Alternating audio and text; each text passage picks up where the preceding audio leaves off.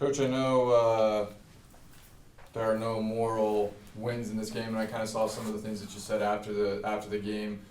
What can you take away from a matchup like that against a team that you said going into the game was bigger, faster, stronger, and you guys went toe to toe with them?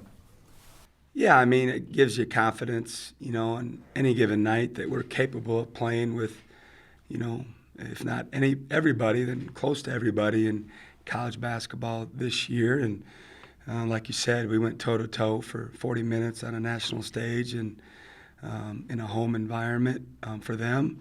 And in the end, we had our chances to win the game. We just couldn't get it done. What did you think of? I know Ivan named Player of the Week this week. What has he done that's been so special? And it seems like he's kind of come on really as recently. It seems like. I think it starts with his work ethic. I mean, he hit the ground running, and if you saw pictures of him or you saw him when he arrived, he looks like a different person in terms of his body composition. Zach Witherspoon, our strength coach, has done a tremendous job with him, doubled with Yvonne's approach and his work ethic. He's lost a bunch of weight. He's reorganized his body. He's become quicker and faster while keeping his strength. And I think it starts with that. And then, he's always was known as a tough guy, a rebounder, but now he's really worked at his craft on the offensive end. He was an awful free throw shooter in junior college, and he committed when he arrived to improve in that facet of the game, and he spent the extra time that's required to make himself a solid free throw shooter. So I think it started with his approach and changing his body. And then just the extra time he's put in on his game. And now he's playing with confidence. He's playing with great confidence. And I have confidence in him. I know his teammates have confidence in him. And he's proven that, he can play and play well on most stages. I'm assuming that you watched the game a couple times by now. Can you just kind of walk us through that last possession, how you guys executed in that situation, and what you thought of the shot that you got? I wouldn't trade the shot we got. People will question, everyone always questions it for decades if you should or would have, could have called a timeout, et cetera. But it's a feel thing for me. Some situations, if it doesn't look good, then I'll call one or try to get our players to call one with the new rule change. But I love the shot we got. He had made 4 threes. He was as hot as anyone, currently that we have. I liked how our players handled the last 14 seconds. We had a play call on the make. And on the miss, we just went into what we had been running for the majority of the second half. And, we got some movement. The ball moved. The bodies moved. We had a ball screen. And JoJo, created a little bit of an opening for himself. And I thought it was going in. It was a great look. It was a pretty clean look. And I wouldn't trade what we did the last 14 seconds. How did you develop because my understanding is that you do let your players play through a lot of those situations.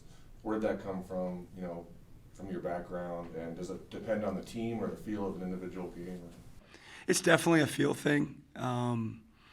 We called the timeout in the second half when I think they cut it to 2, and we had the lead at 7. And at that point, I just felt like the momentum was shifting, and the crowd was starting to get into it, and we wanted to try to change the momentum. And then earlier in the game, when we started off, on the wrong foot, we didn't call one, and I felt pretty confident that we would battle our way out of it. I didn't want to waste at that particular point in time. So you just got to go on your gut. Some people have hard and fast rules that they abide by, and we don't. It's just kind of a feel thing, and sometimes we do, sometimes we don't. You guys go toe to toe with number 2 ranked team in the nation. Grand Canyon goes toe to toe with the I believe number 6 team in the nation at the time in Nevada. What does that say? It's just 2 teams in the conference, but a conference that's starting to gain a little bit of national recognition just with those 2 games alone. Well, I add the fact that Seattle lost by 8 to Washington, and last week Utah Valley had Arizona down 11 at their place at half. Ended up obviously losing the game, but I was rooting for all of them. I'm going to root for all those guys, all the way up till, conference starts. But it's unfortunate that none of us were able to finish it out and get a big win for our league. But I certainly think it changes the court of public opinion, how people view our league. And, I only have 1 year of experience, so I'm not a historian on the WAC. But I said it last year that I thought our league was good It was well coached, and the numbers spoke for themselves in terms of where we sat as an RPI, as a conference overall, comparative to the rest of the country. I haven't even looked this year, but just knowing how these teams are doing. I mean, Bakersfield has had some close attempts as well. They had TCU on the ropes and could get it done. Chicago State's won some games this year. So I think we're heading into a spirited WAC conference schedule. I mean, I know these other teams are good. I've watched a little bit of them. I've seen their scores. And like I said, I just wish that we or one of them could have, kind of got a feather in our conference's cap by beating a team like that. So unfortunately, we're not going to get the numbers benefit of it, but I think it's going to be a competitive WAC schedule. Do you think that JoJo is capable of, and do you need him to sustain the shooting that he's had the last 2 games, and how much easier does that make it for you guys? Yeah, I don't think he's capable of going 10 for 13 every 2 games, but he's capable of being more of a consistent scorer for us. He got off to a horrible start. You know, everyone that knows our program and certainly our coaching staff and our players knew it, but I never lost faith in him. You know, I had private discussions with him. And he's not the most talkative kid. He's a hard kid to get just even communicate with. He's just a quiet kid by nature. But I know he had lost some confidence. But the best thing about it is he didn't pout. He didn't sulk. He got in the gym. And he had some late night sessions. And he put a lot of time in. And it was a great example of, someone that just realized that he got off to a wrong foot and he was trying to do something about it. But we definitely need, a go-to or 2 guys. He's certainly a strong candidate for that role on the offensive end. A.J. Harris and Terrell Brown probably are the other 2 candidates. That's probably the one thing that we don't have is we don't have a go-to guy right now. We got a bunch of guys that are capable of scoring and a bunch of guys that can go off on a particular night. But, who's the guy at the end of the game, that we know we have to get the ball to, and he's definitely a candidate to do that. But I think going forward, his confidence is obviously better now, and hopefully, this can catapult him to being a consistent scorer for us. Do you need a shooter, though? Like, how much does it open up what you want to do in your offense to have a guy who's shooting the 3 that well right now? I think a big difference that people haven't talked about is that this year compared to last year, we always have 4 guys on the floor that are capable of shooting the 3. Last year, we only had 3 almost exclusively because Johnny and Jamario played the 4, probably 95% of the time, and they didn't shoot the 3. And if they did, it didn't go in at a very good rate.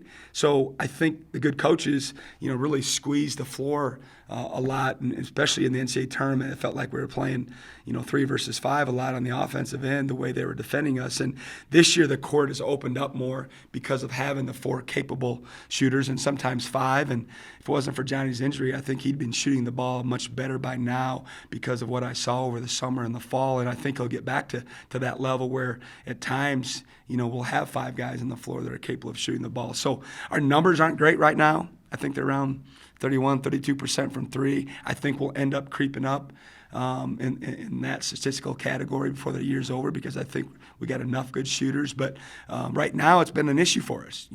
Against the Kansas game, after I watched it, I thought maybe during the game because of their length and their size that it was bothering us, and that's why we didn't make the 3s. But when I watched the game, we just missed open shots.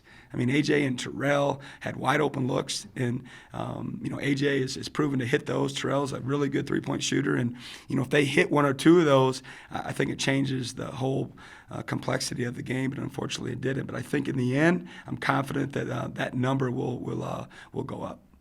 Johnny, back to 100%. I know the last time that we spoke was kind of when he first started to come back. You said he looked just a little bit sluggish, a little bit heavy. Do you think that he's back to where you want Johnny to be? I don't think he's back to where he was prior to his injury.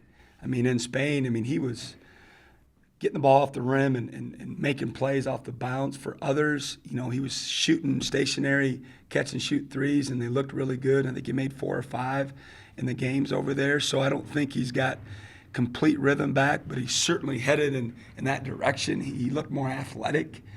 His rhythm looked to be a little bit better. I think his confidence is improving.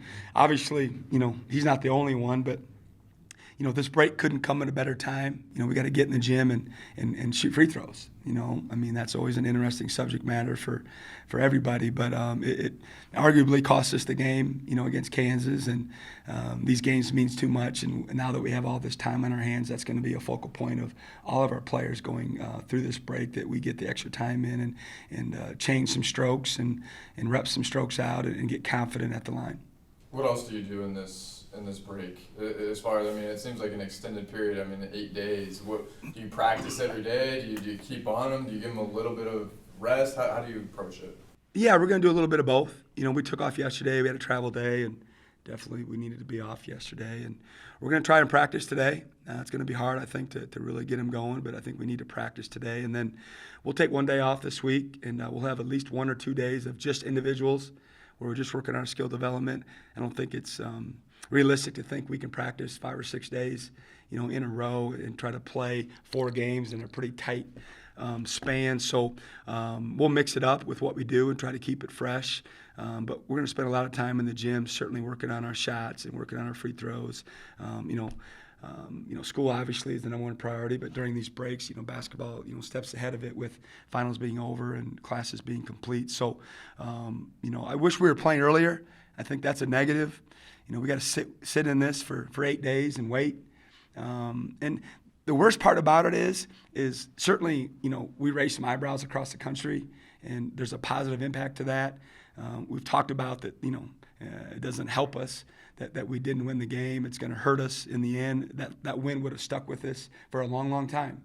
But unfortunately, we're going to have a negative impact because all the teams we're about to play, they're going to use that to their advantage to get their teams to understand in their eyes how good we are. And they're going to use all this video and look at the score going into the last minute of the game. They were right there with Kansas on the road. And so, all of a sudden our target just got bigger, but we didn't get the positive residuals of actually winning the game, but we got the negative residuals of these teams coming up using it to their advantage. So it's our job to get our guys to understand that the target got bigger and we're going to take everybody's best shot because we lost the game. Which is kind of an oxymoron, but it is what it is. And we got to make sure once we get to Monday, we play Northern Colorado, who's a very good basketball team. They just don't have the name that some of the other teams have, but they're going to be coming at us like, we had beaten the number 2 ranked team in the country. So we got to make sure that we get our kids to understand where we're at as a team right now. You had blown some teams out, and as a result, get to play a lot of guys. Was that the guys that you trusted that we'll see like in competitive games on the other night? I think so. I mean, I really didn't know, to be honest with you, who exactly we would play when it came to a game like that.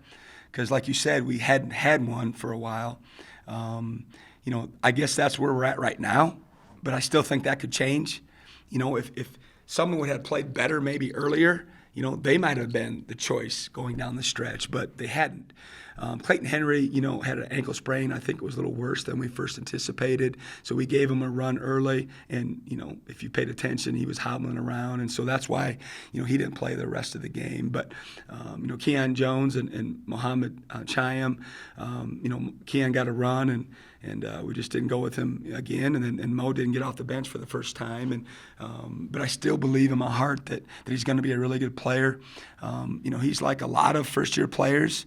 The game's just too fast for him. And the details of scouting and the requirements that we placed upon these guys in our game planning, in practice, he's got to prove to us that he won't make mistakes when it's hard. And I think he'll get there. It's just a lot being thrown at him in a short period of time. Because if you went out and played 5-on-5 right now and we open up to the media and he went out and played pickup, he'd look like one of the best players on the floor. And all you guys would be saying, why aren't you playing him? And trust me, there's times when I question it too because he can play. He's a great basketball player. But all the stuff that we do in our program and the schemes and the scouting, et cetera, he's just a little behind. And when you're playing a team like that where one mistake can throw the game, at this point I just didn't have the confidence to put him in the game. And we have a lot of options. We got Johnny back now. He can play the 4. CJ's an experienced veteran who's been playing well as of recent, so he can play. And so we just didn't feel like we needed to go that route. But, I guarantee come next Monday and Wednesday, he's going to get plenty of run. Where is this team at compared to where you want to be, and how close is that gap? We're getting better defensively. Our numbers are going back in the direction, that we're used to. We talked about our efficiency numbers being poor the first few games with our effective field goal percent. And the way we started, it'll never get back to where we wanted it.